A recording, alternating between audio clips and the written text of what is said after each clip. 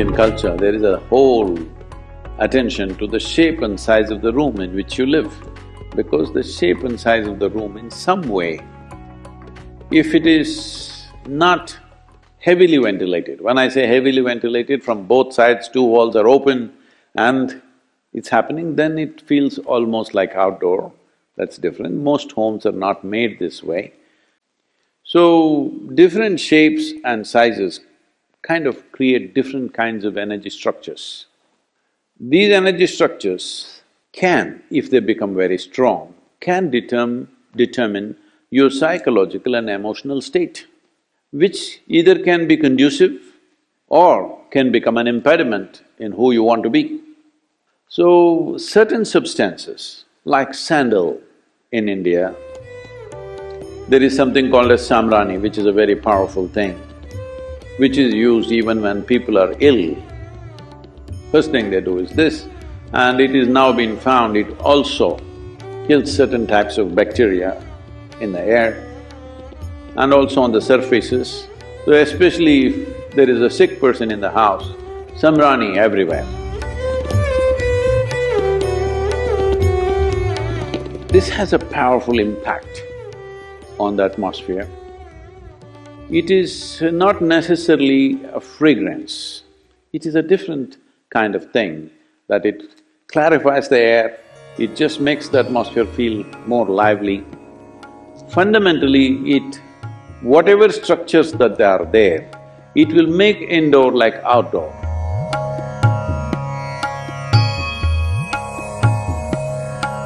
Just mild samrani in the house will make it feel like, though you're indoors, the feeling is of outdoors because it's an unstructured space.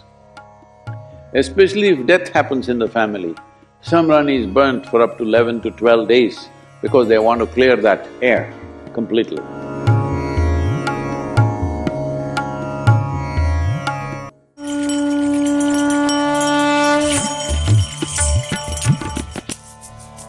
So generally in the yogic culture, in the yogic sciences, we look at life as a composition of 5 basic elements: earth, fire, water, wind and space.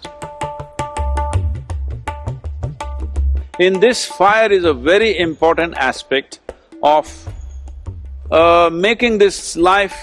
So, fire is seen as a significant element which makes life happen. It's not the only thing, all the 5 are important. But when it comes to warding off things, fire is always very important. So this is part of it. Every day in your life, you must light an oil lamp and stay in its presence for a period of time, because it'll ward off many things, it'll cleanse many things for your system. This is a very important part of, warding off infections and things like that. There must be some kind of a lamp burning around you, somewhere close by. This will do wonders to you. Please experiment and see. If you sleep, if you can find a safe place in your room where a small oil lamp is burning, you will see it'll make a lot of difference for you. Just being in the presence of that fire makes a big difference.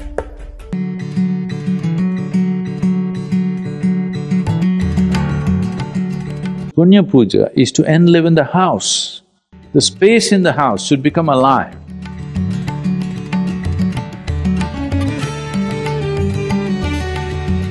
If you have lived in such a way in your home that every moment you're on with love and light within you, then no punya puja would be needed.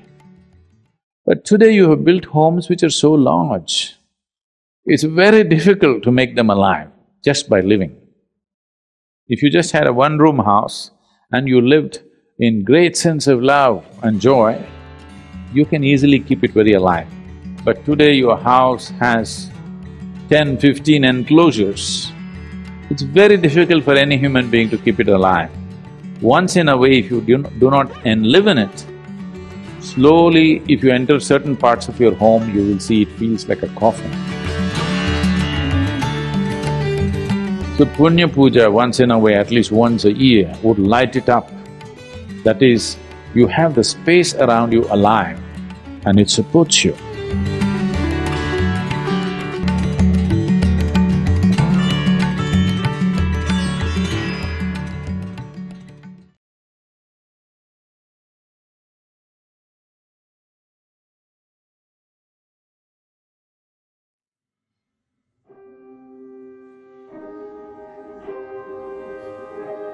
I want you all to close your eyes right now and feel the moment when you felt extremely happy in your life. And feel the moment when you felt tremendously joyful in your life. Now tell me, when you were so happy, was that a moment full of energy? Or was that a moment devoid of energy? Surely that moment was filled with tremendous energy, right? And it's not only about that moment. Whenever you have felt truly happy in your life, you would find that there was this rush of energy within you. Now again, close your eyes and feel the moment when you felt really sad, when you were really depressed, when you were down in the dumps. Now tell me, was that moment of sadness and depression filled with energy, or there was no energy present? Yes, there was no energy at all within you during those moments, right? So what does it all show? It shows that there is a direct relation between your happiness and the energy within you. There is a direct connection between your sadness and the energy within you. The more energetic you are, the more happy you will be. And the reverse also holds true as well. The less energy you have within you, the more out of sorts you will feel. So basically, happiness is nothing but the flow of energy within you. And if you want to be truly happy, then you must know how you can enhance this energy within you. And you must also know how to avoid doing all those things which sap you of all energy. Allow me to share with you some key points which you can use to enhance your energy levels, which you can use to avoid doing those things which rob you of your precious energy. Your very being is nothing but sheer dance of energy. Yes, I'm talking about your real nature. I'm talking about your real divine conscious nature. What do you think it really is?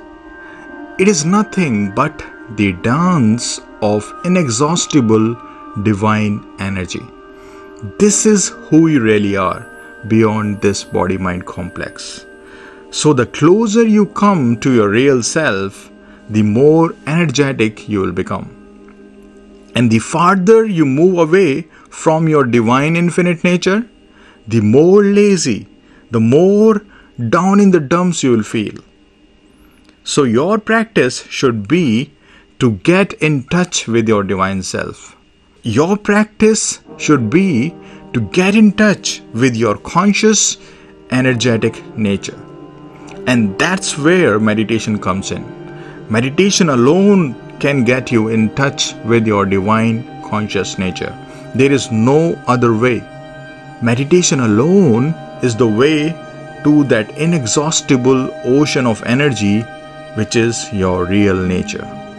So practice meditation diligently, and soon you will discover that inexhaustible ocean of energy within yourself. Then your happiness will never come to an end.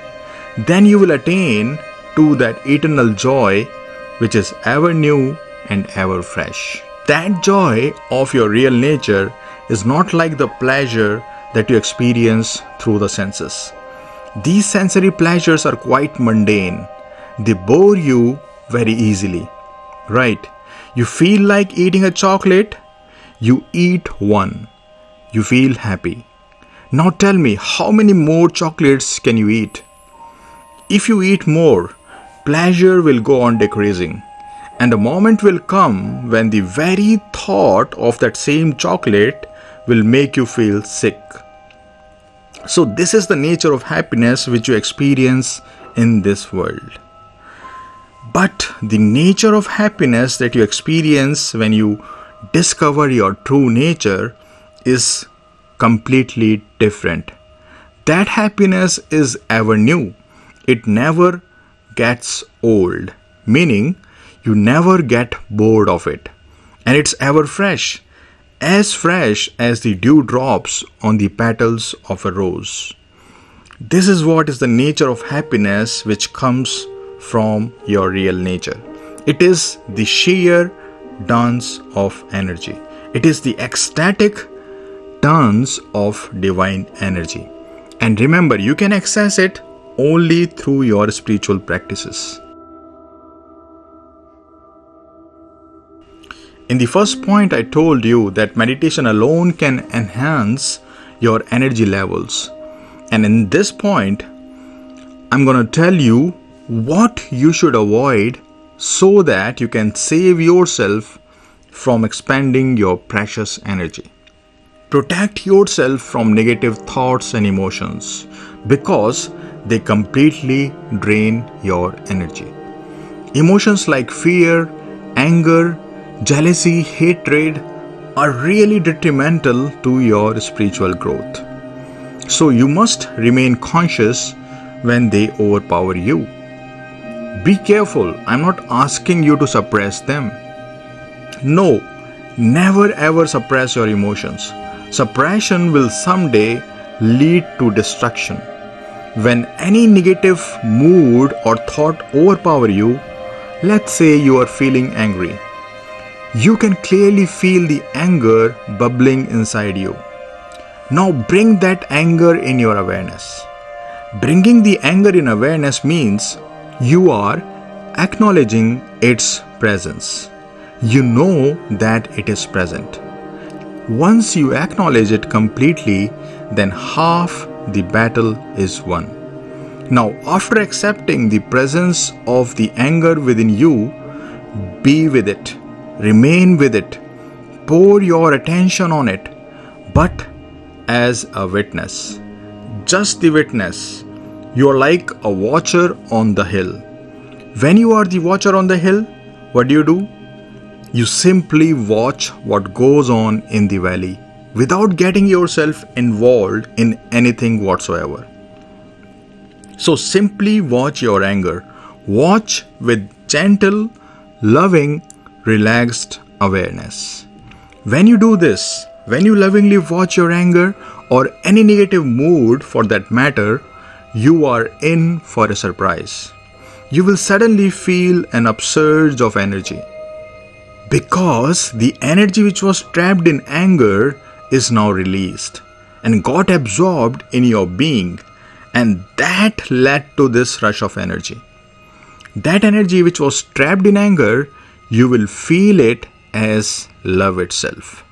So try to bring all negative thoughts and emotions in your loving awareness and see how it enhances the energy levels in you. And with this enhancement of energy in you, you will come to know what true happiness really feels like.